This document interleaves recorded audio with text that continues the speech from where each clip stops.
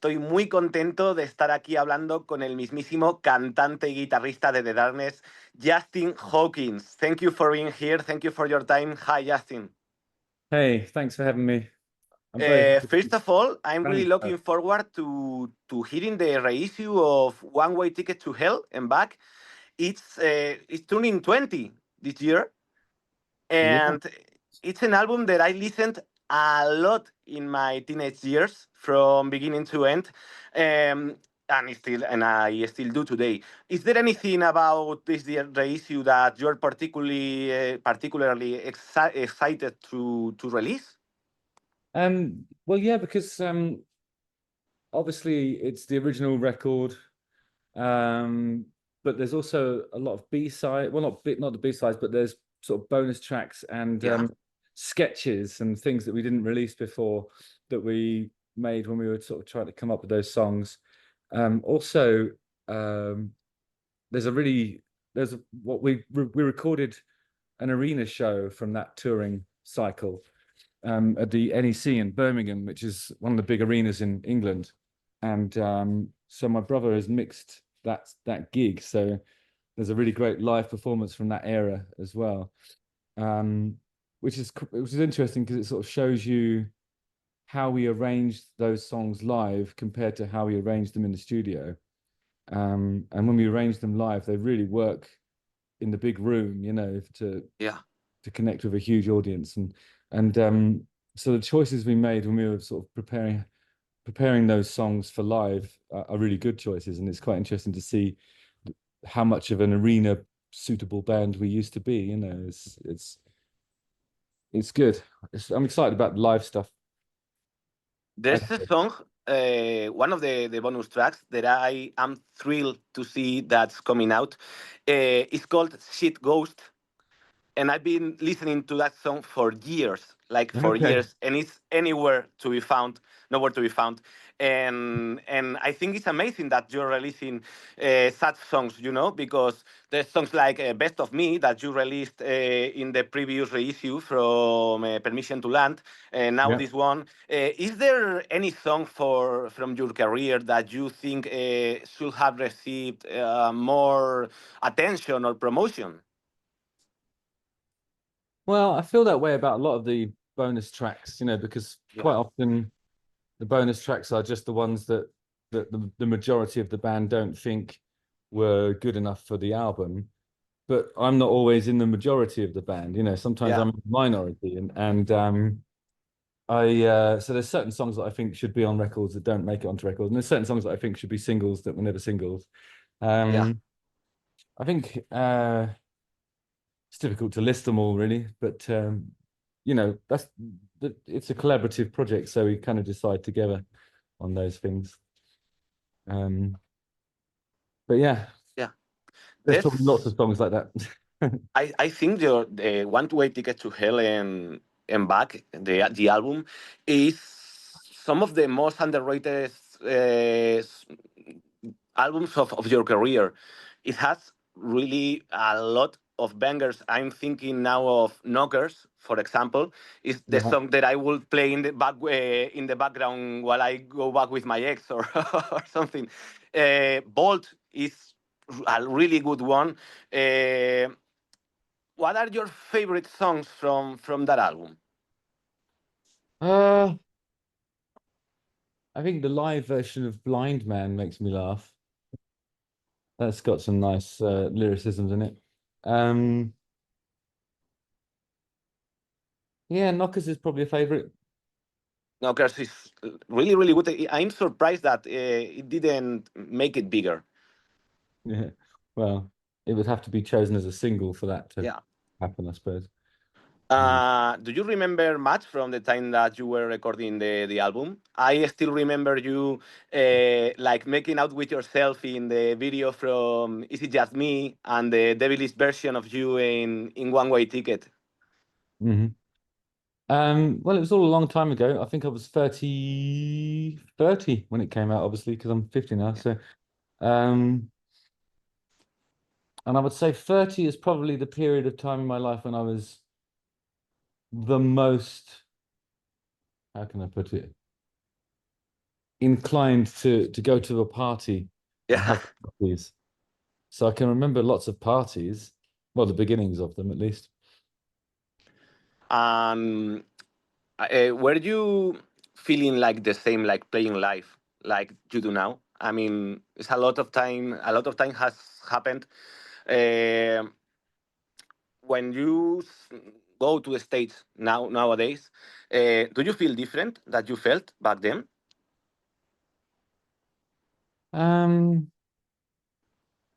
I think I probably feel more nowadays. I feel more like when I go on stage, it's I know that it's all going to be okay. Doesn't really matter what goes wrong or what happens, you know. Yeah. I don't think I had that back then. That's something that's developed in the last 10 years, probably. Just like it's not even confidence, it's just a self-assuredness. I know I can turn it around and it doesn't matter what I say or do. Nothing's irretrievable. I think it's become my happy place. Oh, that's nice. Mm. How was the experience of working Whereas with? before my happy place Sorry, was the pub. sorry, say again. Before my happy place was the pub. Yeah.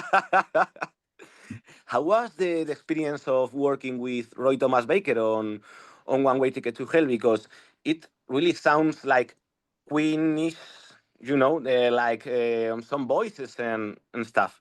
Yeah. Um, yeah, well, he had lots of experience in arranging backing vocals in that way, which is the thing that I was really hoping to learn from him. And I think the thing about him is he was just a person who, if you had even like this stupidest little idea that was really, really difficult to achieve, he would just chase it and make sure that every idea was explored, you know? Yeah. And he didn't use he wasn't really one for effects and stuff. So like if you wanted to have like a reduced bandwidth on a vocal chain, for example, instead of putting it through some kind of filter, he put the microphone in a champagne bucket. So Wow. yeah, so he would do things like that. He had literal kind of real time, real life practical solutions for sound issues, you know. He was more like an old school producer in that sense, right? More like a what? Like an old school producer, Oh like yeah, he was a proper old school producer. Yeah. producer, definitely. But his background was engineering. I think his father had something to do with the designing of the Neve console, so he preferred that as a working medium. Yeah. And it was interesting to watch him, like if he ever had any like because I got to know him pretty well, and I saw him working on other projects, and I saw him being interviewed, and we hung out a lot over the course of about 2 years probably. And so like if he was working with a producer that preferred an SSL desk, which is, you know, a lot of rock producers like that because it has like an overall compression that really tightens up the rhythm section of a rock band, you know. So, Uh-huh. you know, so I saw him trying to mix something with Kevin Shirley, who uses SSL, and they have two completely contrasting philosophies. And Roy Thomas Baker is all about dynamics and huge kind of shifts in volume in the various different kind of instruments. And if something needs to be prominent, he would really aggressively push all the stuff forward and believe in the mastering process to make that a listenable, linear experience. Whereas the way Kevin Shirley does things is everything sounds amazing and nature takes its course. You know, the things that need to be heard, you might have to lean in to hear them, but you know, it's you know what you're getting, and it's sort of like they're two brilliant mixers, but in completely different ways. And it was fun to watch them work together because I realized that out of every producer I've met before and since, nobody explored dynamics to the extent that Roy Thomas Baker did. Yeah, And so he that's why was Queen great. records are like if you listen to like my favorite Queen record is Jazz, and it starts off with Mustafa, and it takes a long time for the whole band to really kick in Mustafa. And when that happens, I know he's on the desk going burp, and he pushes everything forward for that. So it's kind of I don't know if there's any producers in the modern you know, rock sphere that, well, first of all, use the mixing desk in that way. Even if they do use a mixing desk, a lot of people are mixing in the box, and it is a completely different experience. So, old school producer, it can be reductive, but it's an amazing thing as well because it relies on real engineering, real life kind of sonic knowledge, hands-on kind of experience, and He was the greatest producer in the world, I think, at one point. He was really, really great. One question: when this reissue comes out, are you planning to include any of those songs on your live set? Because I think right now you're not playing any from that album live. Yeah, I think we're going to start putting stuff in. And we do sometimes play them. Like we did Hazel Eyes the other night in forgotten where we were now. I think we were in maybe somewhere in Scandinavia. We played Hazel Eyes. Must be hard to remember with all the traveling. Yeah, we've done a lot of shows recently. But yeah, but people were shouting for Hazel Eyes, so we did it. And then they were shouting for One Way Ticket, so we did that as well. One Way Ticket's been creeping back into the set. But only if people really want us to play it, you know. So Well, I hope that in Madrid you well, play yeah. some So of those. but then if you better start leading the chant, you know. I will. Believe me, I will. Yeah. Talking about Spain, what can we expect from your shows here? Well, no two shows are the same, so it's difficult to say really. There's quite a few songs from Dreams on Toast in the set because it's the back end of that piece of touring really. It's I don't know, you're asking the wrong person. I don't know what to expect. I think we're on fire at the moment though. I think the last bit of touring we've done has been amazing. And we're really firing on all cylinders, and I don't know, we're happy to be out on the road, and if you come and see us, you won't be disappointed. Yeah, I know you never disappoint live. I mean, I love your gigs, really. I wanted to ask you, would you like to release a reissue of Hotcakes in the future as well? That album has a lot of bangers too. Yeah, it's really great. Maybe, but I think that's a different label though, because the first two records came out on Warner's, so those reissues are, you know, Warner's are such a huge label that they have a whole, you know, they have a whole section that's dedicated to the reissues and that kind of stuff. Yeah. But they're handling the Permission to Land and the One Way Ticket one. For Hotcakes, that came out on Play It Again Sam Records, so we would have to cooperate with those guys to make it happen. But in fact, what's more likely, I think, is a real best of, like a curated best of that the band does, you know. So I think we'll probably start having conversations about that soon. That would be great. It'd be difficult to do though, because there's four different record labels involved that we would have to sort of collate the stuff between. Everybody would benefit from doing that, of course, so hopefully everyone will cooperate, but it'd be nice to actually have the opportunity to curate that thing and choose the things that we think are the best of, as opposed to just what the singles were and stuff, because I don't even think a lot of the singles should have been singles, you know.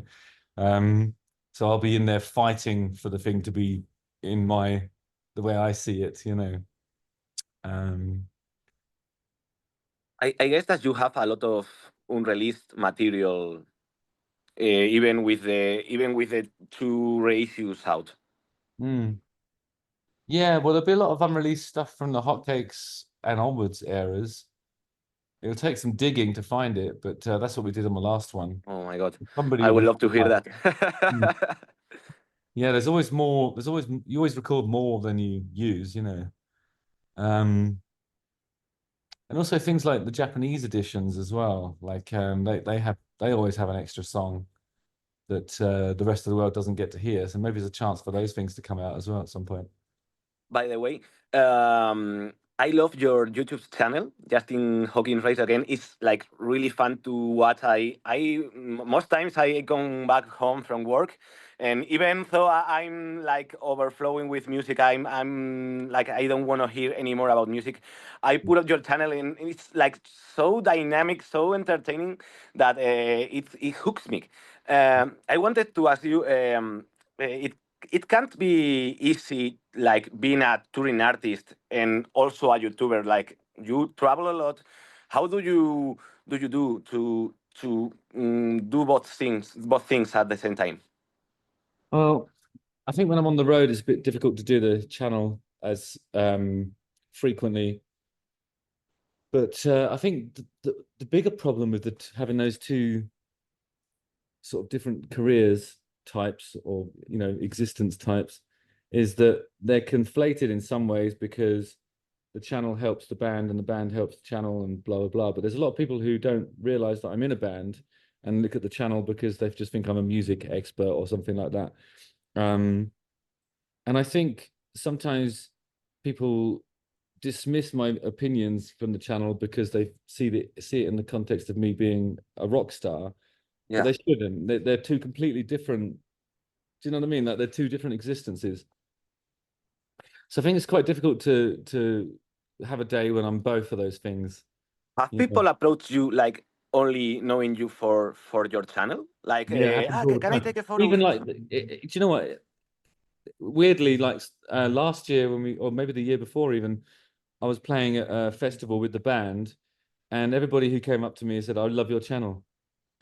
Anything about the band, which was, I think, it goes through periods when the subscriber base increases rapidly. It depends what you're talking about. Maybe it's the Oasis news or some other thing, or when I'm talking to Rick Beato or something like that, then my subscriber base increases a lot, and a lot of those people don't realize that I'm a musician. Well, well, that's curious, right? I mean, like being on a stage, like an on a stage personality, and then behind like the phone screen is like, yeah, like two different worlds in one person, right? I just wanted to ask you one last thing, Justin. In Rock FM, we're giving away 3 tickets to your upcoming shows in Spain. Just to the listeners who correctly answer a question about the band. Okay. So we'd be honored if you were the one to come up and to say the question. Who is your favorite member of the Darkness? Okay. And the correct answer, of course, is Justin. Okay, we'll do that. Finally, Justin, is there any message that you would like to send to your Spanish fans?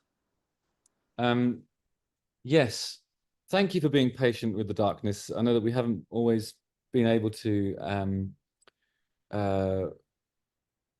find a moment to come and visit Spain, but we love playing there. We always have done. We're excited to come. When we play in Madrid, we're playing in the Riviera, aren't we? Which is, I remember that venue from the first time we came to Spain, and it has this amazing tree in the middle of the dance floor. Oh, you remember, right? Yeah, it's a great place, and we've had some awesome shows there. And I'm always disappointed when I see a European routing that doesn't include that, because it's one of my favorite places to play. And also, last time we came, we went to watch some flamenco in Madrid. And so I'll be trying to do that again as well. And I've taken some influence from the flamenco player that I saw that night, because at the end of every song he goes like this and just shows people his hand. Yeah. And I think that's awesome. Is that a whole flamenco thing? I don't really know if that's a Maybe it's just flamenco that thing, one but guy. Maybe it's just that one. maybe that's just Now one I guy, do but it as it's well. cool. I mean, it's so cool. Yeah. So I You do have that now. to try patatas bravas and the squid sandwich. Squid Really nice sandwich. in Madrid. Yeah. Okay. I mean, it's like really typical for Madrid. Even though we don't have like a sea connection, the squid sandwich here is awesome. Yeah, but I know that's because there's a lot more money around in Madrid, so the fisher people have it directed to the middle of Spain, don't they? They bring us a lot of fish and stuff. All the best fish goes to the middle of Spain, weirdly. So They say that. So, Justin, thank you so much for your time. I don't want to steal any more of your time, and I hope to see you soon here in Spain. Great, I'm looking forward to it. Thanks so much. Thank you. Bye, Justin. Bye. Thank you.